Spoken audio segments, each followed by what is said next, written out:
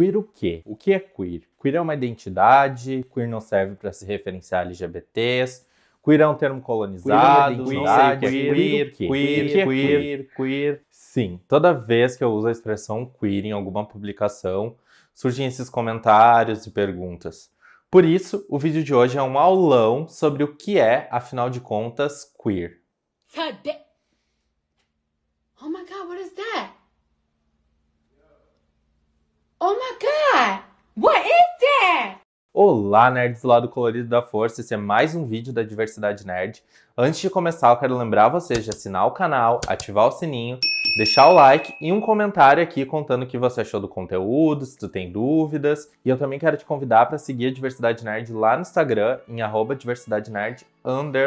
Tudo isso é muito importante para visibilizar o trabalho que vem sendo feito aqui e ajudar o lado colorido da força. Para quem não me conhece, meu nome é Christian Gonzatti, eu sou mestre e doutorando em Ciências da Comunicação e eu criei a Diversidade Nerd para ser uma plataforma de popularização de discussões sobre gênero, sexualidade e cultura pop e para dar mais visibilidade a conteúdos científicos e a esse tema. Foi nessa trajetória como pesquisador que eu me deparei com os estudos queer. A minha dissertação de mestrado tem o seguinte título: Bicha, a senhora é performática mesmo, sentidos queer nas redes digitais do jornalismo pop. Bicha, a senhora é destruidora mesmo, viu, viado? Nela, eu estava preocupado em entender como os comentários em portais jornalísticos de cultura pop se relacionavam com questões de gênero e sexualidade. Foi aí que entraram os estudos queer como um aporte teórico para me ajudar nesse processo. E muito do que eu vou compartilhar aqui vem desse percurso de estudo durante o mestrado. Seja piranha, mas não esqueça dos estudos. Seja uma piranha formada. Existem 3 usos de queer mais frequentes na sociedade. O primeiro é queer como uma identidade.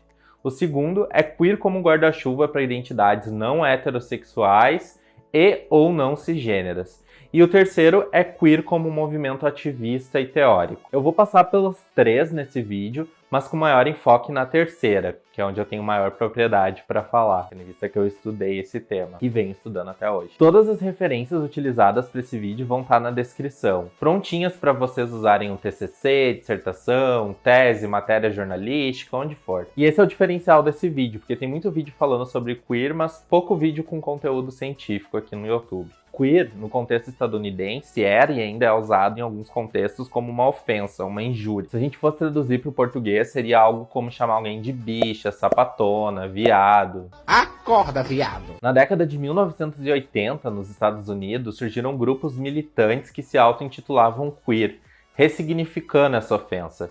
Esses grupos eles tinham como objetivo combater as políticas heteronormativas que colocavam um modelo heterossexual como o único modelo de vida adequado, e a heterossexualidade, a cisgeneridade compulsória, que é a ideia de que todas as pessoas são naturalmente, e natural é um termo muito problematizado, né, pelos estudos queer, e também pelos estudos de gênero e sexualidade, que as pessoas são naturalmente tão heterossexuais e cisgêneras. Esse combate ele era feito no contexto da epidemia do HIV/AIDS, que não ganhava atenção do governo de direita do presidente Ronald Reagan, lá nos Estados Unidos, que é um pouco diferente do que aconteceu aqui no contexto brasileiro, que teve até uma certa aproximação entre o Estado e os militantes nesse contexto do HIV/AIDS. Era o caso do Queer Nation, que optava em se denominar como queer em vez de LGBT, gay ou homossexual, ressignificando então esse termo que é injúria e marcando uma posição existencial de não aderir às normas. Não quer dizer, no entanto, que uma política queer ela não fosse presente na sociedade muito antes disso. Em Stonewall, por exemplo, em um contexto de contracultura dos anos 1960, já existiam muitas práticas ativistas que se aproximavam de políticas queer. Inclusive, eram pessoas lidas como abjetas, que o queer, né, ele é mais sobre abjeção do que sobre aceitação e pensar a homossexualidade numa perspectiva de diversidade, não só a homossexualidade, mas todos os LGBTs. Então eram essas pessoas lidas como objetos e colocadas extremamente à margem da sociedade, que foram importantes para Stonewall e para os ativismos que sucederam, né, do que em relação aos gays com postura e posição mais heteronormativa. De forma didática, a teoria queer ela data do final dos anos 1980 e início dos anos 1990, quando uma série de conferências acadêmicas aconteceram, tendo principalmente nas obras do Michel Foucault e do Jacques Derrida, As Primeiras Reflexões. Foi então em uma conferência na Califórnia, em fevereiro de 1990, que a Teresa de Lauretis empregou a denominação Queer Theory, para contrastar o empreendimento queer com os estudos gays e lésbicos pela primeira vez. Assim, os estudos queer eles foram muito importantes para tensionar e fazer avançar os estudos feministas e gays e lésbicos. Em relação ao feminismo, eles ajudaram a interrogar, as categorias homem e mulher, demonstrando que há uma pluralidade gigantesca de formas de habitar o mundo a partir de um gênero. Para os estudos gays e lésbicos, veio a contribuição de olhar para a forma como LGBTQs, LGBTQIA+, são tornados objetos a partir da criação de binarismos como a homossexualidade e a heterossexualidade. A linguagem, a desconstrução, a performatividade da língua vai ser algo muito importante, da linguagem para os estudos queer. Então, através de um encontro entre estudos culturais e o pós-estruturalismo francês, a primeira vertente teórica queer tem como as principais referências a Eve Sedgwick, Michael Warner, Teresa de Lauretis, Judith Butler e Paul Beatriz Preciado. Praticamente os Power Rangers dos estudos queer.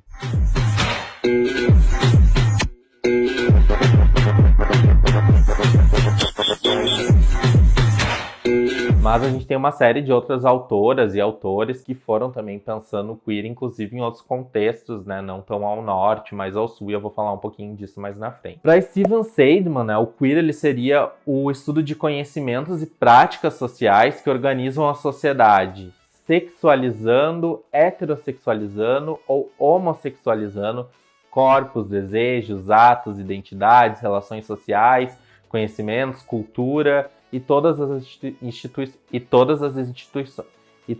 instituições. Uma realidade que politicamente ela continua a negar e punir o feminino constituído e excluído historicamente, uma punição que pesa ainda mais para corpos que estão em desacordo com as normas regulatórias do gênero. Então, se tu tem deve ser homem e atender uma performance exclusivamente masculina e heterossexual, por exemplo. Se tu foge disso em algum nível, tu já vai enfrentando precariedades. É importante citar também a importância da obra Problemas de Gênero, Feminismo e Subversão da Identidade, dela mesma, a maravilhosa Judith Butler, chamada pela extrema-direita, que nunca leu a obra dela, diga-se de passagem, de bruxa da ideologia de gênero. Nesse importante livro, a Butler ela vai demonstrar como o sexo ele sempre foi gênero através de diálogos com teoria dos atos de fala, do John Austin, e da desconstrução, do Jacques Derrida. Em resumo, o que ela quer demonstrar é como o discurso age sobre os corpos através de uma força performativa, fazendo com que a materialidade do sexo ela também seja construída. Ou seja, ela é uma construção da sociedade e da cultura. Entender que um pênis ou um sexo masculino são entidades naturais não funciona nessa perspectiva. Isso também abre precedentes para que esse ideal regulatório ele seja reescrito e que um sexo possa não corresponder a essa materialidade normativa. Ou seja, uma mulher pode ter aquilo que a história e as relações de poder tentaram definir compulsoriamente como um sexo masculino. É bem difícil entender isso, eu sei. Até hoje eu tô tentando entender. Mas só o pensamento da Butler, ele rende um curso inteiro, então a gente vai ficar por aqui nele, na Butler. Outras obras vão ser muito importantes para construir a base dos estudos queer. O livro do teórico francês Guy Hockangan, eu nunca sei se eu falei certo ou não, mas enfim. Do início dos anos 70, O Desejo Homossexual, no qual ele aborda o medo social da homossexualidade, foi muito importante, assim como os artigos da antropóloga feminista Gayle Rubin, como Pensando sobre o Sexo, de 1984. Tu encontra esse texto na obra dela que reúne 2 artigos, e saiu aqui no Brasil, Políticas do Sexo, vai estar aqui na tela também. A obra do pesquisador argentino Nestor Perlonger, como Negócio do Michê, de 1987, foi outro marco muito importante para um pensamento queer. E a importantíssima A História da Sexualidade 1, A Vontade de Saber, de Michel Foucault. Se tu quer saber mais sobre o surgimento dos estudos queer, eu indico o livro Teoria Queer, um aprendizado pelas diferenças, de 2015 e de autoria do Richard Miskolci. Então o queer, né, nas palavras de Sam Boursier, é a teoria dos viados, a teoria do cu, ou seja, daquilo que é visto e qualificado como objeto pela sociedade, que pode ressignificar as linguagens a partir da citacionalidade, que é pensada pelo Derrida. A Butler vai entender esse processo como potente, né, para subverter as normas e criar uma perturbação queer, que fala do sexo sem tomar o vocabulário médico, que se apropria de valores que perturbam, né, as normativas de gênero. Tem uma citação da Berenice Bento que dá conta de demonstrar o que seria isso, ao explicar o que os estudos queer ajudam, né, a fazer. Então eles olham para o senhor, e esse senhor, né, ele seria a representação do poder, e falam, né? Essa citação é linda demais, eu tatuaria no meu corpo. Eu não desejo mais o teu desejo, o que você me oferece é pouco. Isso mesmo, eu sou bicha, eu sou sapatão, eu sou traveco. E o que você fará comigo? Eu estou aqui e não vou mais viver uma vida miserável e precária. Eu quero uma vida onde eu possa dar pinta, transar com quem eu tenha vontade, ser dono do meu corpo, escarrar no casamento como instituição apropriada e única para viver o amor e o afeto, vomitar todo o lixo que você me fez engolir calado. Até arrepia, né? Então é bem importante deixar marcado que a gente vai ter algumas diferenças de pensamento entre os estudos gays, lésbicos, bissexuais, transexuais e os estudos queer. Enquanto nos primeiros as identidades sexuais e de gênero elas vão ser mais estáveis, estáticas e importantes para olhar e compreender a sociedade, nos estudos queer elas são menos importantes, né? Dá para dizer assim.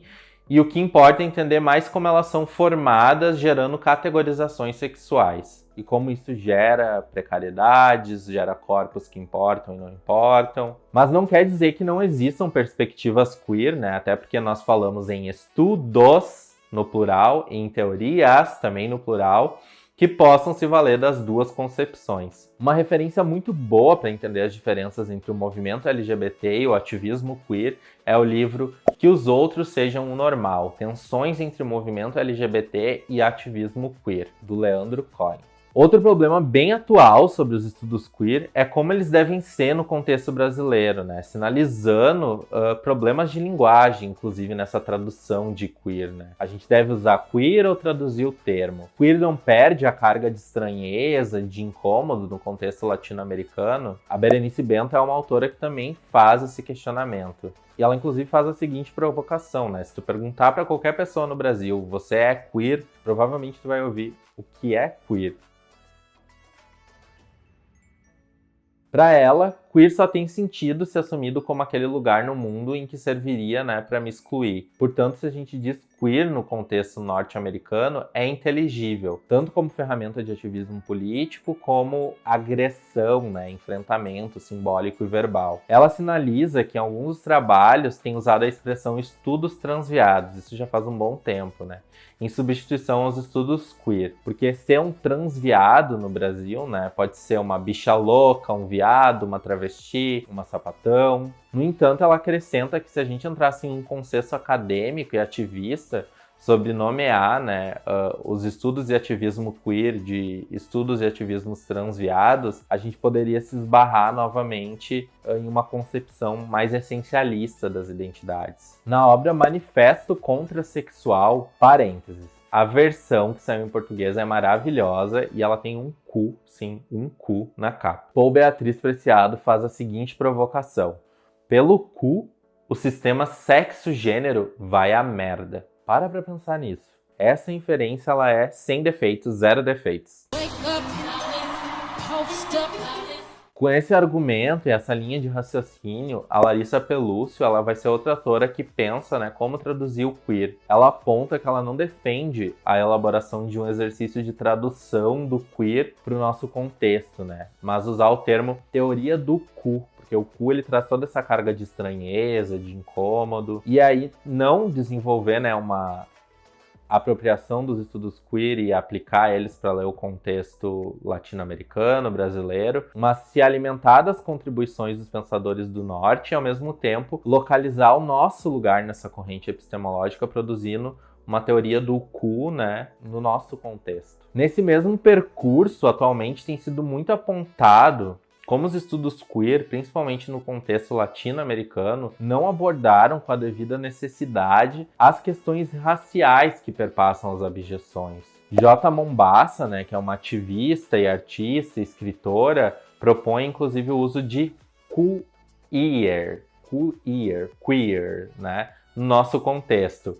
E elabora importante crítica sobre como os estudos queer, ou queer, né, foram muito embranquecidos, perpassados por uma lógica de branquitude, inclusive nas perspectivas que ganharam visibilidade aqui no Brasil, né? O primeiro seminário queer, que aconteceu em 2015 no Sesc em São Paulo, e teve até a Judith Butler, foi criticado, por exemplo, pelo predomínio de pessoas brancas e cisgêneras como palestrantes. Bom, e aí, para além de tudo isso, né, dessa dimensão teórica, conceitual, ativista, a gente também pode observar um uso de queer como uma identidade não binária e não conformista que vem sendo utilizada desde o final dos anos 1980. E há também quem se identifique como queer para sinalizar uma postura ativista, filosófica e política de mundo, né? Quase como se fosse assim, uma lente ativista e política, né? Da mesma maneira que as pessoas se intitulam feministas, se intitulam queer, algumas. E também quem usa queer para se referir a pessoas que não são heterossexuais e ou cisgêneras e que perturbam, né, as lógicas heteronormativas da sociedade, quase como um guarda-chuva de identidades. Esse uso ele acaba sendo palco de muitas disputas e de muitas críticas pelo apagamento de identidades históricas que ele pode promover. Bom, tem muito mais para se falar sobre os estudos queer e como eles podem contribuir para a sociedade, para as teorias de gênero e sexualidade. Eu tentei trazer aqui um panorama mais geral nesse vídeo. Deixe as suas perguntas, dúvidas, sugestões nos comentários, que com certeza eu vou ler elas e pensar em mais conteúdos aqui na Diversidade Nerd. Esse foi o vídeo de hoje. Não esquece de deixar o like nele, assinar o canal e ativar o sininho para ajudar o canal a continuar crescendo e trazendo muito conteúdo sobre diversidade, cultura pop e pesquisa científica. É isso. Um beijão e que o lado colorido da força esteja sempre com você.